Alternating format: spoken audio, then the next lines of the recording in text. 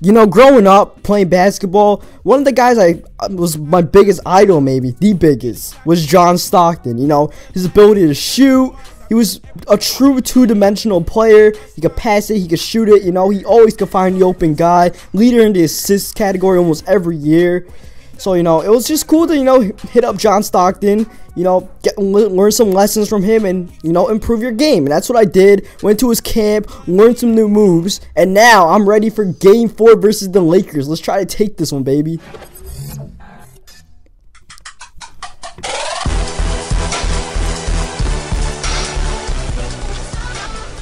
Yo, what is up, everybody? Welcome to Game 4 of the Western Conference Finals. Hornets versus Lakers. Last game, we got a huge victory in Game 3. It was a tight game, but we made a push in the fourth quarter to help us secure the victory in Staples Center. And now Game 4, also at the Staples Center here. Hopefully, we can take this one, avoid them tying the series. We know it's going to be tough because, you know, their home crowd is backing them up once again. But, you know, Denny just hit up John Stockton. And that's one thing you got to keep on doing. You got to keep on improving your game because you're never perfect. You're never a perfect player. There's no such thing as a perfect player. So, you know, you got to keep on pushing yourself. And, you know, you learn from the best. That's what you got to do. That's one thing always got to do. Try to hang out with people who are better than you at certain stuff. And, you know, pick up on their tendencies. And, you know, just evolutionize yourself into one of the greatest players of all time, hopefully. Right now, we're just looking to win a championship right now. Well, we're just looking to get to the finals. You know, gotta take it one step at a time. We're still gonna get to the finals, and if we win today, it'll be a huge step because we'll get a 3-1 lead. And early, you know, we got the offense flowing, though unfortunately one of the big problems in this game for me was turnovers. Huge problem for me in this game. I don't know, I just could not get them down pat. My passes were a little bit off, my reads were a little bit off, and I just kept on throwing turnovers. There, we played good defense on Kobe. The defense was doing alright, but, you know, the turnovers, that was kind of a problem. But when the Lakers miss free throws, as you know, me and Eric Gordon, the best 1-2 punch, we're going to score on the other end. And it kept on happening in this game, especially with Dwight Howard. I don't think he ever made his second free throw, so we just kept on getting scores off of that. Just trying to push the ball on the fast break, because you know the Lakers are not that fast. You know, Gasol, Jamison, Nash, you're not going to get back. Kobe and Dwight will get back, but the rest of them not going to get back so much. And even if a guy like Nash gets back,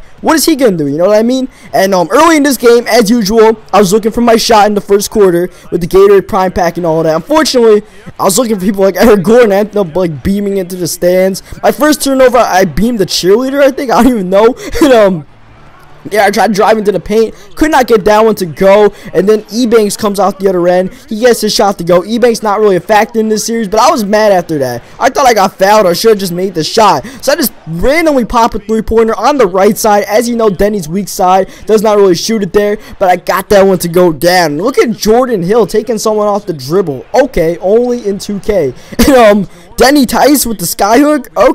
Okay, Denny, add to his arsenal there. You think he went to Magic Johnson and not John Stockton. But here we get the steal off of Kobe's pass, and we get the layup on the other end. Like I said, you got to push the Lakers in fast break. When they try to double Denny after Denny scores a lot of points early, got to start looking for the teammates. And, you know, I didn't have too much, like, these games I've been averaging like what, 7 assists in the first quarter or something like that. I haven't exactly been looking for my shot, so this game is a little bit different. You know, I already had 23 points. That's a game's worth of points for a lot of guys. But for me, you know, we're 8 minutes into the second, or 8 minutes left in the second quarter. Though unfortunately the turnovers still a problem. Still throwing a lot of them. Still unfortunately giving up easy points like Kobe just lobbing enough for Dwight. Nothing you can do about that lob, unfortunately. Except like you could try to hit Dwight. But besides that, not much else to do. But here we forced the Lakers into another turnover, and this whole series hasn't had a lot of defense, so turnovers is one thing you have to win the battle in this series especially. And that's what we came out to do in this game. So far, so good. Except I give it to him right back. I give it to him right back. So the turnover battle is still being fought for right now because the Lakers kicking it out to Jamison. But oh yes, we got another turnover. And then look at this move I put on Kobe. He thinks he's got me, but the hop step around him and the layup to go. And then I get the steal once again. You know, even though I'm having a bad turnover game, I'm really pushing on the other end. I already got 3 steals. And then on the fast break, oh, I almost got that one to go. But I could have gotten that one to go. That would have been big. But here you see Warwick makes the free throw, 13-point game, I believe, when I come out. And it stays a 13-point game when I come back in. And then I block Steve Blake. There's a reason why you haven't seen a lot of Steve Blake in these videos, because he hasn't done much. And I'm just showing you what Steve Blake has done. Absolutely nothing. He got blocked by Denny, the 6-foot point guard, who had only 15 blocks the entire season. So, you know, not a good series for Steve Blake, as he misses another shot.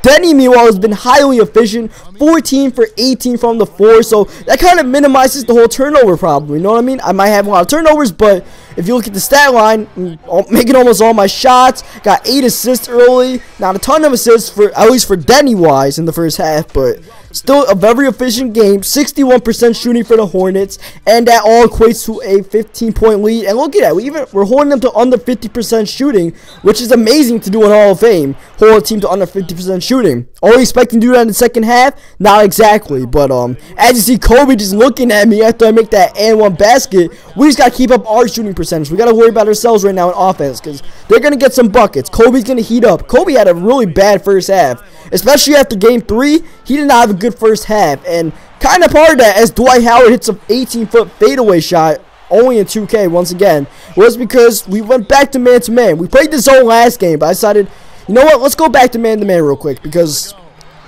I don't know, I thought it would work. I thought, you know, I didn't think the zone worked. Put it that way. I didn't think the zone worked too much, because Kobe did score 43 damn points. You know what I mean? But this worked. This worked. As you saw, Kobe was 2 for 7 shooting. Eric Gordon really stepped up his defense on Kobe.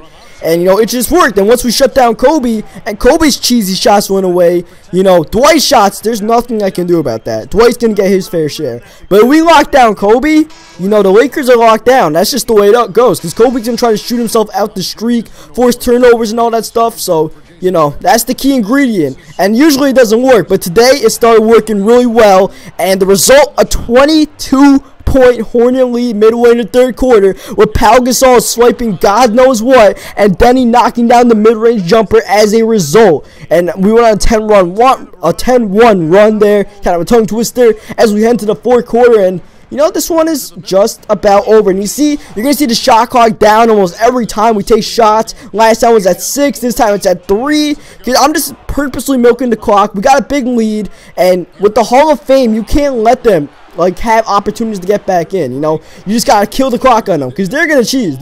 But if you kill the clock on them, they don't have enough time to come back.